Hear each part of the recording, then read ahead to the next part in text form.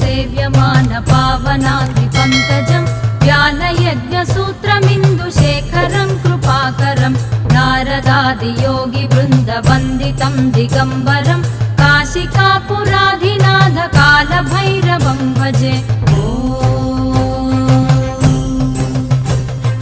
भानुकोटिभास्वरं भवाब्धितारकं परं नीलकण्ठमीप्सितार्थदायकं त्रिलोचनं कालकालमम्बुजाक्षमक्षशूलमक्षरं काशिकापुराधिनाथ कालभैरवं भजे। शूलटङ्कपाशदण्डपाणिमादिकारणं श्यामकायमादिदेवमक्षरं निरामयं भीमविक्रमं प्रभुं विचित्रताण्डवप्रियं काशिकापुराधिनाथ कालभैरवं भजे।